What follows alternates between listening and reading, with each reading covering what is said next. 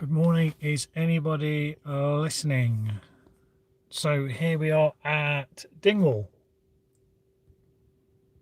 just having a rapid charge, and I have to admit, this last few days in my Kia e-Niro with the 64 kilowatt hour battery, it's not been the easiest. I think there's a massive discussion that has to take place about rapid charging in this country, and in particular in Scotland. Charge Place Scotland had an outage for something like, I think, 24 hours where everything was offline, and I read online that there was people stranded. This is not good enough in 2021. My own personal experience, on the way down from Orkney down to Leicester in my e-Niro, I stopped at Tomartin Distillery, Charge Place Scotland, screen completely dead. Just showing the graphic and nothing, couldn't activate anything. No biggie, because I didn't need to charge, I still had plenty of charge left, so I pressed on. I can't remember where we went next. We went somewhere else after that, and that was a hassle. So in the end I got to Englandshire and just used Instavolts. Now Instavolts just work every time you pull up to an Instavolt rapid charger. And people have been saying on the internet, because Instavolt tried to get away with a 5p tax for electricity, but they failed, and government have made it clear that it's now 20%. So everyone immediately jumped to the wrong conclusion that there's now an extra 20% to pay on all rapid charges. That's not the case. It was just Instavolt. They were looking for a loophole in order to keep charging cheap. But anyway, my moan and gripe is, I don't care how much it charges. When I pull up to a rapid charger, I want to be sure that it actually works. I don't want to have to be crossing my fingers. And Instavolt just always seem to work, as do Offspray. I used an Offspray charger at Pitlochry. Pitlochry has been one of my favourite stops for the last 5 or 6 years since they've been in with Charge Place Scotland. They went from 1 rapid and 1 fast to 2 rapids and 1 fast, and now there's a 2 more fast going in, so there should be 4 there, with I think another 2 or 3 fast charge posts. Brilliant, but they don't work. Now come on, what's going on? So on the way down they didn't work, everything was dead. So the 2 that are brand new have not yet been turned on. Okay, I get that, but the 2 that have been in there for the last 5 years, 1 was totally dead, and 1 we just had red lights on it and it wasn't working. So I was able to get in touch with somebody who I know who works for eVolt, and they said they were going to find out about the one that had been turned off by the council, and he was going to reset remotely and also send an engineer out to find out the one that had the red lights on, which he did. So on the way back up, I thought, right, I'm going to try Pitlochry again. And the one with the red lights, yes, was back onto green, so it was working.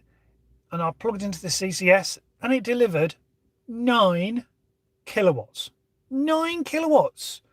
Whereas, you know, this is going to handle a lot more, but from a 50 kilowatt charger, 9 kilowatts is pathetic. So I was expecting at least 40, 43. So, yeah, 9 kilowatts was just horrendous. So again, you know, after half an hour, I realised I was only pulling 9 kilowatts. Nothing to do with the car, just something wrong with the charger. I then went again to near limits, a little Offspray charger, 2 Offspray rapids, 4 miles further south on the A9, and 45, 46 kilowatts, and I had to pay for it. I don't mind paying for rapid charging.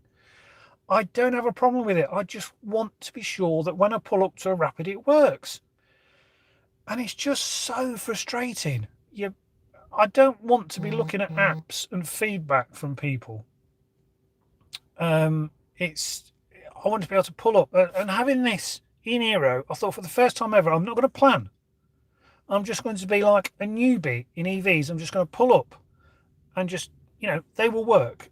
And I'd say 8 times out of 10 this short holiday south, they've not worked. Really has got to be a hell of a lot better. Right, so just flipping the camera, just give you an instance this morning. So I'm at Dingwall with Charge Place Scotland chargers. So there's a fast, there's a rapid, here's a rapid, and then was it the old rapids. This one's working. The first one I pulled up to was that. It won't connect to the car on CCS.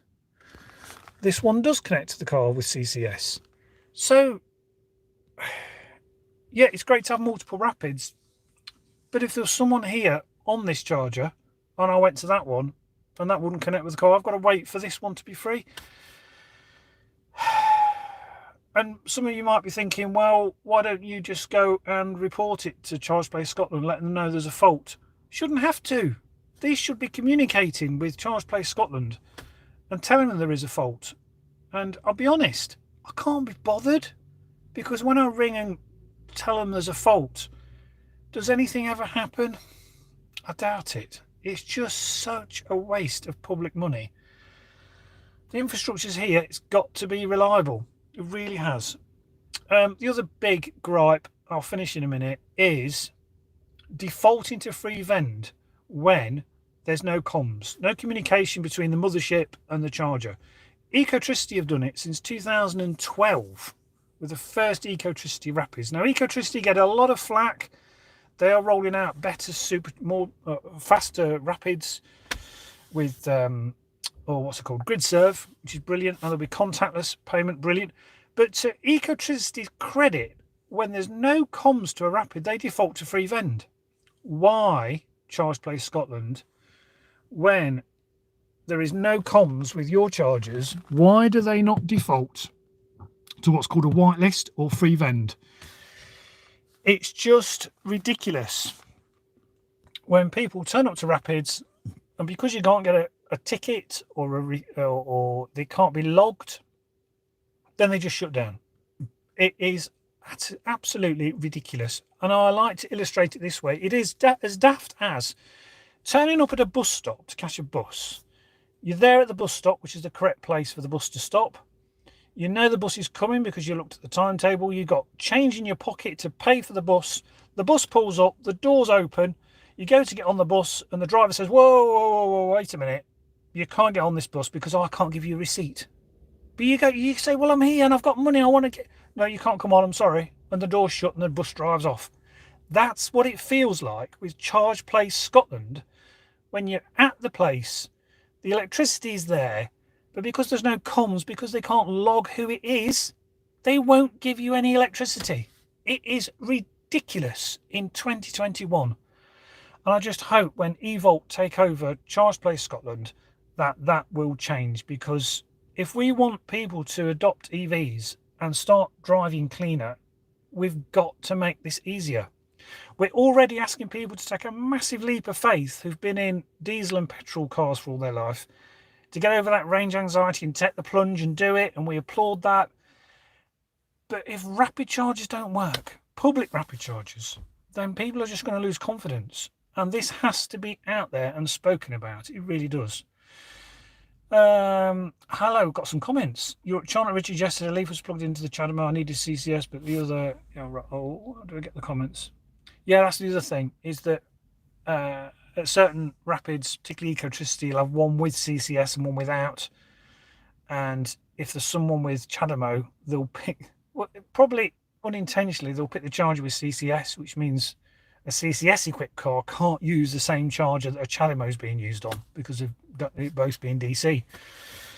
So, yeah, it's just a mishmash, really is. And the other thing that is changing, particularly with Ecotricity, is paying with your debit card. Yeah, okay, Ian Clark, yeah, it is. Free vend comms has lost. Well, I hope so. Yeah, it really has got to change. Yesterday, there was a lovely lady. I was at Charnock, I think it was at Charnock Richard, or Keel Services, northbound. And I pulled up a Me Nero, and again, Ecotricity, the two Rapids were on free vend. Fantastic. And there was only one that was CCS equipped. And as I was starting to park, a lady was just starting to park her iPace. She was reversing up to the charger, and I thought, oh, she doesn't know where the charge port is on her iPace because it's in the front wing. So her daughter got out, and I said, actually, she needs to turn around and park up. So, you know, I didn't grab the CCS because that wouldn't be a gentlemanly thing to do. So she drove in nose first, And she says, oh, I've never public charged before. I've always charged at home and I've had the iPace for 6 months, blah, blah, blah. So I said, look, I'll explain to you how to do it. Anyway, she got out with her car with her debit card. Her natural thought was, I'm going to pay with my debit card at this pump, at this rapid charge. And of course, with older Ecotricity rapids and most older rapids, you can't. It's only the very latest rapids where you can pay contactless payment. So she gets out with a debit card. I said, well, actually, I said, this is on free vend. And I showed her how to spot whether it's on free vend or you got to pay for it. I said, but in the future, you need to download an app. And she was like, what? Download an app, put your bank details against it, select it, blah, blah, blah, QR code, a pump number, etc. But she was very grateful. But that just goes to show that people's thinking is you just pay with your card, because we do everything with our card. And I know chargers, new rapids are coming out with contactless payment, which is brilliant, but there's still that legacy of the old way of doing things that's probably going to hang around for years. And that's where dealers need to come into their own to tell people what they need to do. I don't know what information she got from her Jaguar dealer or where she bought the iPace from, but she honestly had no idea. And I think she was about to plug in the Type 2 because that's what she plugs in at home with. So she's got a pod point at home and she says, you know, I'm quite happy plugging in. And I'm almost sure she would have just gone for the Type 2 because that's what she's familiar with. And she didn't know about the CCS. I told her about the little flap to pull down and plug in, and very grateful. And she only sat there for like 10, 15 minutes and then I was able to plug in. But again, it just highlights the amount of education that needs to take place. And also, as Ecotricity rapids get changed, I do believe they're going to be contactless, which is a good thing. So what I'm basically saying is, it's great the EV uptake, but we've still got a long way to go, lads, in order to get everything a lot better. Sunny in it. Well, it's not too sunny here, actually. Anyway, yeah, there we go. If I wasn't in this e-Niro, if I was in a 24 kilowatt hour Leaf or a C0, I would have been really scuppered this holiday. It would have made it really stressful and probably stuck in the middle of nowhere because of the woeful state of Charge Place Scotland. I've been going on for 12 minutes. I think this is long enough to keep banging on with a rant. Let's just flip the camera.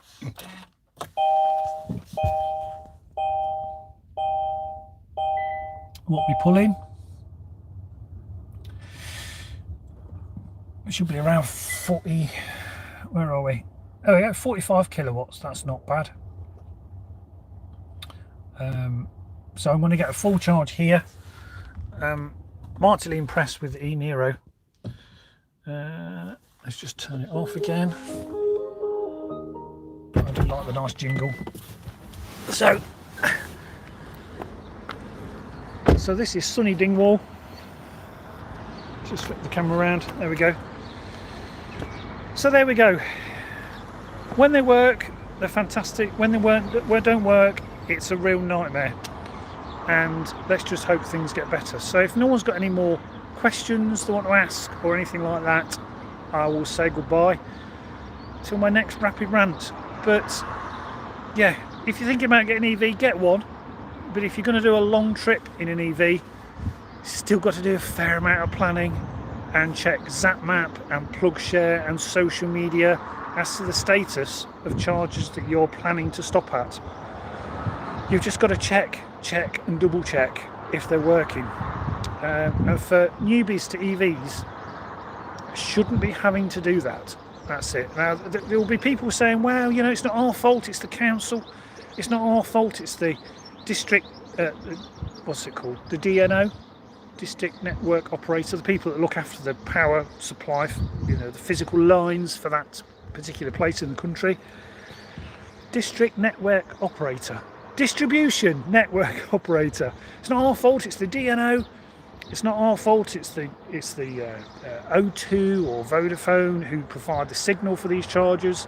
It's not our fault, it's the premises where they're sited. It's not our fault, it's the manufacturer. It's not our fault we had an outage. There's too many excuses. It's not our fault it's been vandalised. Too many excuses as to why these aren't 100% reliable. There's got to be a better way. The only thing I can look at to eliminate a lot of these issues is default to free vend. Too many times it seems to be lack of comms. I think a massive step forward would be to make all rapids default to free vend when there is no communication, or comms as we call it. That's what needs to happen. That would eliminate so many of the hassles. So there we go. Don't get me started on BP Pulse. That's another rant all on its own. Anyway, I'm going to say goodbye for now, and we'll see you next time. Now, how do I turn it off? I don't know how to turn it off.